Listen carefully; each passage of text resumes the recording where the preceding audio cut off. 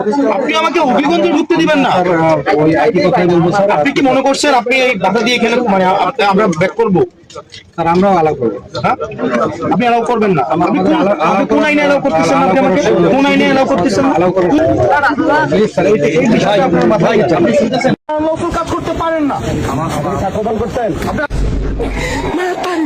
নাসিরউদ্দিন পাটোয়ারি কোন লেভেলের জারু আপনারা চিন্তা করুকা, না হলে এইরকম একটা সিরিয়াস মুভমেন্টও পুলিশে বলতে পারে ভাই আপনি কি তাকে ছাত্রদল করতানি?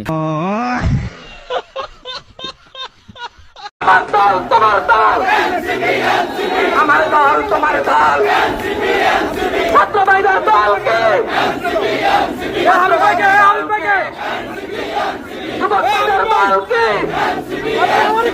আমার পিছনে ক্লিয়ার রাখেন, আমি তোমার দল তোমার দল আমার দল তোমার দল ছাত্র ভাইদের দলকে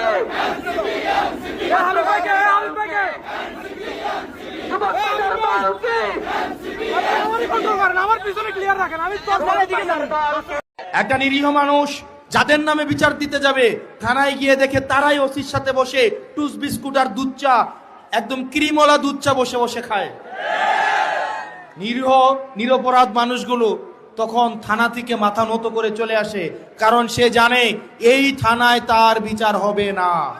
কিন্তু আপনাদের পক্ষে আমরা পুলিশ স্বাধীন পুলিশ কমিশনের পক্ষে জাতীয় নাগরিক পার্টি ঐক্যমত কমিশনে প্রস্তাব দিয়েছে, সংসদে কথা বলেছে, যাতে আপনাদের প্রমোশন, আপনাদের পদোন্নতি, আপনাদের নিয়োগ কোনো পলিটিসাইজ না হয়। কারণ আমরা জানি আপনি যদি সরকারের কথা না শুনেন, এমপির কথা না শুনেন, আপনাকে বদলি করে দেওয়া হবে। আমরা কিন্তু আপনাদের পক্ষে কথা বলেছি, কারণ আমরা জানি পুলিশ বাংলাদেশের প্রতিষ্ঠান, আমরা কোনো প্রতিষ্ঠানের বিরুদ্ধে না। আওয়ামী লীগের আমলে যা হয়েছে হয়েছে, সেটার বিচার হবে, কিন্তু পুলিশ প্রতিষ্ঠানকে আমরা জনগণের বাহিনী হিসেবে, শক্তিশালী প্রতিষ্ঠান হিসেবে গড়ে তুলতে চাইছি সবসময়। এখন আপনারা যদি আপনাদের দায়িত্বের জায়গা থেকে আমাদেরকে সহযোগিতা না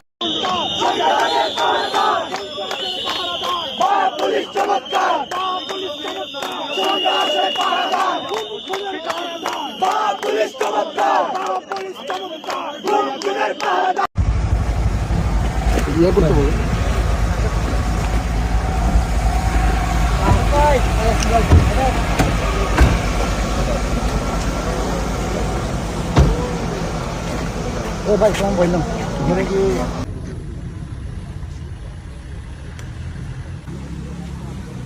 কোনো সমাবেশ হবে না, কোনো জড়ো হবে না।